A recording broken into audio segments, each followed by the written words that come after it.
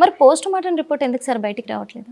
అది మీరు ఎస్పీ గారిని ఐజీ అశోక్ గారిని అడగాలి. ఎందుకంటే ఎంత చిన్న వ్యక్తి అయినా ఎంత పెద్ద వ్యక్తి అయినా పోస్ట్ మార్టం రిపోర్ట్ 2-3 రోజుల్లో వచ్చేస్తుంది. ఖచ్చితంగా వస్తుంది. రాష్ట్ర వ్యాప్తంగా దేశవ్యాప్తంగా ఎంత రచ్చ జరుగుతుంటే టీవీలు పెట్టుకొని చూస్తున్నారు పోలీసులు. కన్క్లూజన్కి వచ్చేసారా లేదా జనాలు? కన్క్లూజన్కి వచ్చుంటారా? అప్పుడు చెప్దాం పోస్ట్ మార్టం రిపోర్ట్. మరి ఈ లోపు మాకు అనుమానాలు ఉన్నాయిగా, అనుమానాలు ఉంటే మోసుకొని ఉండండి. మీరు కానీ ఎక్కువ మాట్లాడితే జనాల్ని పోర్ట్రేట్ చేస్తున్నారు, జనాల్ని మీరు మభ్య పెడుతున్నారని చెప్పి కేసులు పెడతామని నోటీసులు పంపే పనిలో ఉన్నారు పోలీసులు. మీ దగ్గర అన్నాధారాలు ఉన్నాయి. పోలీస్ వ్యవస్థను మేము నమ్ముతున్నాం, గౌరవిస్తున్నాం. ప్రెస్ మీట్ పెట్టి చెప్పేయండి. ప్రవీణ్ గారు మందు తాగారు, ప్రవీణ్ గారు యాక్సిడెంట్లో ఇట్లా చచ్చిపోయారు, ఇవిగో ఆధారాలు బయటపడరాదండి. ఎవడన్నా వద్దన్నాడు మిమ్మల్ని? మాకు నమ్మకం లేదు. మీరు ఆయన ఇంతవరకు చూపించలా. ఆయన వేసుకున్న బట్టలు ఆ హెల్మెట్ చూపెడుతున్నారు. ఆయనని మాకు నమ్మకం లేదు. ఒక్కొక్క చోట ఒక్కోలాగున్నాడు. మేము అప్పుడు ఏం చేస్తామంటే మాకున్న అనుమానాలతో మరొక చోటకి వెళ్తాం ఎంక్వైరీ కోసం. మేము మిమ్మల్ని ఏమైనా కొడుతున్నామా? ఇప్పుడు మీరు అడుగుతున్నది ఏంటంటే తను పార్క్ లో కూడా రెస్ట్ తీసుకున్నారు అంటున్నారు. ఆ రెస్ట్ తీసుకునే సమయంలోనైనా హెల్మెట్ తీసే ఉంటారు. మీరు చెప్పండి. ఖచ్చితంగా మీరు అన్నదైతే లాజికే. ఎందుకంటే అది వాస్తవమే. అంతసేపు ఎవరు కూడా హెల్మెట్ పెట్టుకొని ఒక పార్క్ లో కూర్చొని సేద తీరరు. అది మీకు నాకే ఇన్ని అనుమానాలు ఉంటే పోలీసులకి ఎన్ని రావాలి అనుమానాలు? అది అందుకు ఎప్పుడైతే మేడం ఎప్పుడైనా ఇది మామూలుగా జరిగింది, మామూలుగా చనిపోయిండు అని మైండ్ ఒకసారి ఫిక్స్ అయితే ఇంకెలాంటి ఆధారాల కోసం మైండ్ ఎతకదు. కానీ అది హత్య అన్న అనుమానం వచ్చినప్పుడు వేట కుక్కలు తిరిగినట్లుగా తిరుగుతారు. ఇక్కడ మీకు 100 రకాల అనుమానాలు ఉన్నాయి అనేది కూడా మాకు అర్థమైపోయింది, కాదనట్లేదు.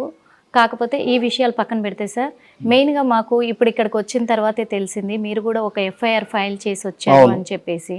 అంటే ఎందుకు చేయాల్సి వచ్చింది, ఎవరి మీద చేశారు అంటే సంథింగ్ దేనికి? ప్రవీణ్ అన్న గడిచిన 4 రోజులుగా నాకు ప్రాణహాని ఉంది అని చెప్పాడు. ఓకే. కానీ పోలీస్ స్టేషన్కి వెళ్ళి ఎఫ్ఐఆర్ ఫైల్ చేయాల. అన్న చేసిన తప్పది. చేయలేదు. రెండవది ఆయనకంత థ్రెటనింగ్ ఉన్నప్పుడు బయటికి వెళ్ళేటప్పుడు ఒక 2-3 వెంట పెట్టుకుని వెళ్ళాల్సింది. సింగిల్గా వెళ్ళకూడదు. 10 మందికి చెప్పే మనం జాగ్రత్తగా ఉండాలి కదా. కాకపోతే ఆ ఇన్సిడెంట్ జరిగిన తర్వాత నా గురించి పెద్ద ఎత్తున ట్రోల్ అయింది. పల్లెటూరులో ఉండే క్రైస్తవ మహిళలు కూడా అజయ్ అన్న జోలికి వస్తే ఊరుకో అని చెప్పే స్థితికి వచ్చింది. నేను అనౌన్స్ చేయాల, అది మొత్తం కూడా వాళ్ళు నాకు చెప్తున్నారు. అన్న నీ మీద కామెంట్లు వచ్చాయి, ఈ పోస్టులు వస్తున్నాయి. కాకపోతే మీరు ఏంటంటే ప్రవీణ్ గారు చనిపోవడం అనేది జీర్ణించుకోలేక ఒక ముందుకు వచ్చారు. అంతే అమ్మా. నేనేం చేశాను అంటే హమారా ప్రసాద్ నెక్స్ట్ చనిపోయేది నువ్వేరా అన్నాడు. అతని మీద నాకు అనుమానం ఏంటంటే అమ్మా, నా గురించి అతను కొన్ని వీడియోలు చేశాడు. వీడియోలు చేసి నా ఫోన్ నంబర్ పెట్టాడు, నా పేరు రాసి ఫోన్ నంబర్ పెట్టాడు. ఏ రోజైతే ఆయన పేరు రాసి ఫోన్ నంబర్ పెట్టాడో ఇలాగే రాధా మనోహర్ దాస్ నా ఫోన్ నంబర్ పెట్టాడు. ఇట్లా కొంతమంది నా ఫోన్ నంబర్ పెట్టి త్రూ ఎవరైతే వీళ్ళ బ్యాచ్ సర్కిల్ ఉందో వాళ్ళు ప్రతిరోజు కాల్ చేయడం, నోటుకొచ్చినట్లుగా మాట్లాడడం. ఇక్కడి వరకున్నా నేను కేసుకి వెళ్ళేవాడిని కాదు, మొరిగే కుక్కలు ఎక్కడ గరుస్తాయని చెప్పి వదిలేఉన్నాయి. కానీ నెక్స్ట్ నువ్వేరా అనే కాడికి వచ్చారు వీళ్ళందరూ కూడా.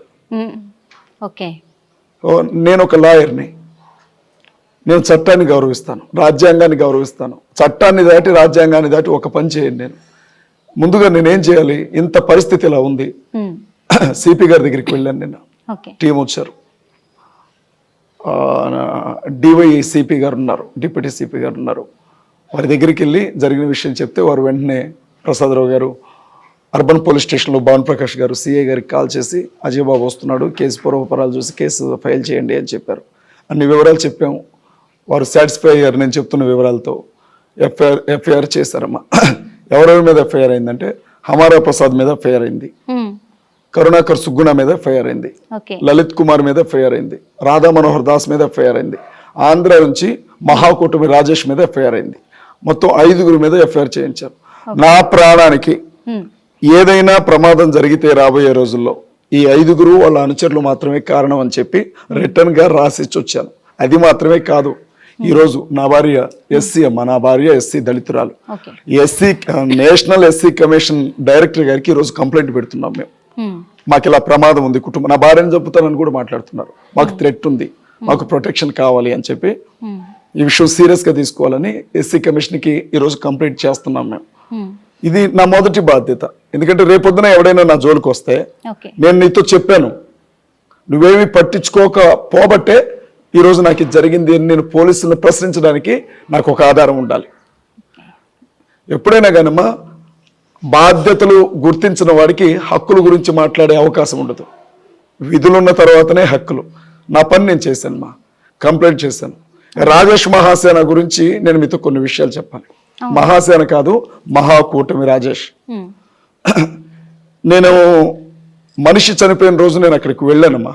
ప్రవీణ్ పగడాల గారు చనిపోయిన రోజు నేను అక్కడికి వెళ్ళాను. పెద్ద పెద్ద పాస్టర్స్ వచ్చారు, చాలా మంది రకరకాల వ్యక్తులు వచ్చారు.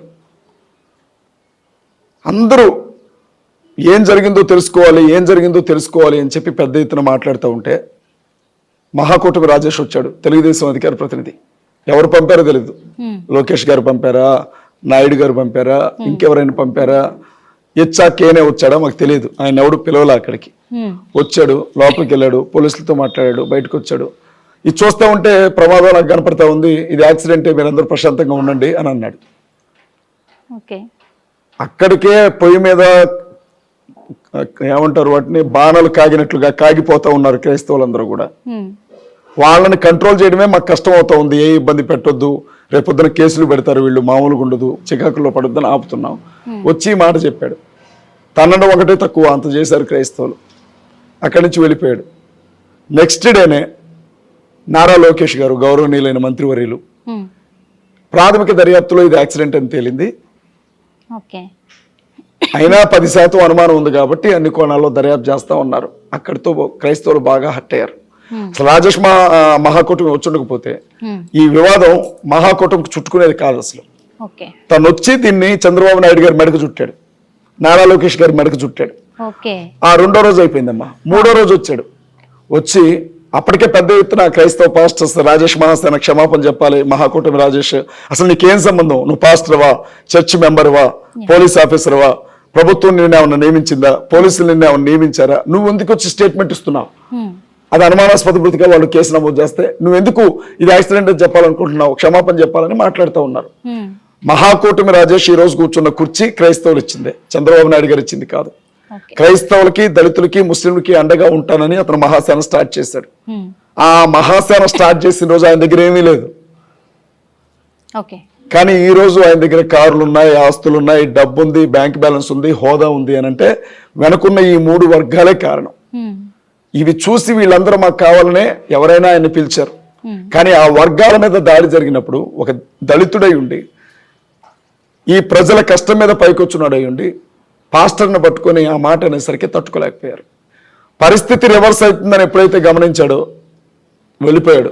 మేసాలు తిప్పుకుంటా, చొక్కా చేతులు మడత పెట్టుకుంటా 3వ రోజు వచ్చేసి పోలీసులు మన నిర్లక్ష్యం ఏంటి, అసలు మా మహాకూటమికి చుట్టాలనుకుంటున్నారు, మీరేం చేయాలనుకుంటున్నారు, సీఎం సస్పెండ్ చేయండి, డిఎస్పీని సస్పెండ్ చేయండి, పోలీసులు మార్చేసేయండి, ఆర్డర్ రావాలా, ఈడు రావాలా, దాందోకారి అనుకుంటూ మాట్లాడు. సిట్ అధికారుల దగ్గరికి వెళ్ళాడు. క్రైస్తవ పాస్టర్లందరికీ అనుమానాలు ఉన్నాయి, వాళ్ళందరూ నీ దగ్గర రాలేరు కాబట్టి నేనే తెచ్చినని అనుమానాలు రాసి వచ్చాడు. ఆ రోజు ఆయన చేసిన రచ్చ అన్ని మీడియా ఛానల్స్ లో కూడా, పోలీసుల నిర్లక్ష్యం ఇది, పోలీసుల అలసత్వం ఇది. హోంమంత్రి అనిత గారు కూడా అంత రియాక్ట్ కాల,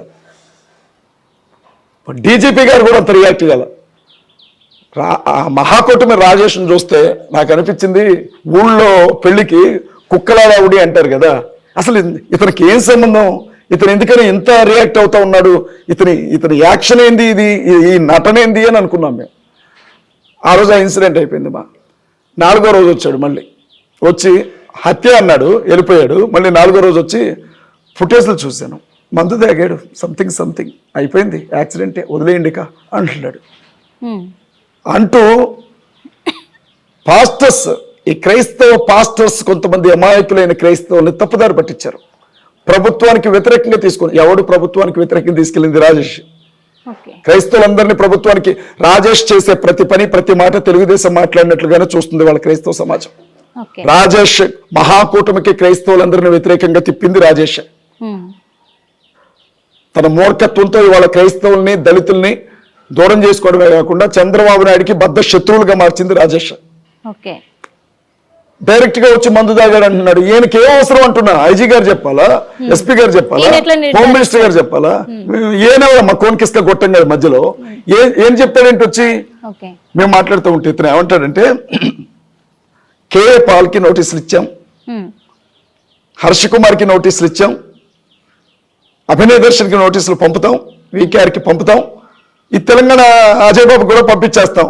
నాకు అనిపిస్తుంది కొంచెం సేపు ఐజీ అశోక్ కుమార్ గారిని నెట్టేసి ఆ సీట్లో కూర్చుంటాడేమో అనిపిస్తుంది నాకు ఈ మహాకూటమి రాజేష్. ఓకే.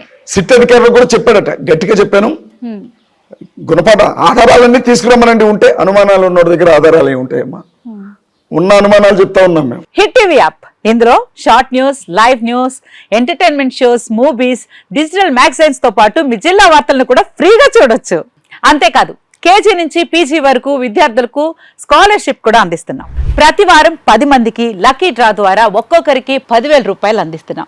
ఇంకెందుకు ఆలస్యం, వెంటనే హిట్ టీవీ యాప్ ని డౌన్లోడ్ చేసుకుని ఫ్రీగా ఎంటర్టైన్మెంట్ పొందండి. Hit TV app. Hit TV app. Please download Hit TV app. Hit TV యాప్ని ఫ్రీగా డౌన్లోడ్ చేసుకొని ఎంజాయ్ చేయండి. మీకు నచ్చిన ఎంటర్టైన్మెంట్ కోసం హిట్ టీవీ యాప్ ని ఫ్రీగా డౌన్లోడ్ చేసుకుని ఎంజాయ్ చేయండి. హిట్ టీవీ యాప్ని డౌన్లోడ్ చేసుకుని ఆస్వాదించండి, ఆశీర్వదించండి. ఇంతమంది సెలబ్రిటీలు హిట్ టీవీ యాప్ ని డౌన్లోడ్ చేసుకోండి అని చెప్తున్నారంటే ఎంత మంచి యాప్ ఆలోచించండి. అమెరికా అమెరికా అమెరికా అమెరికాలో చదవాలనుకునే వాళ్ళకి విశ్వసనీయమైన పేరు మన శౌర్య కన్సల్టెన్సీ. UK లో 1 year masters.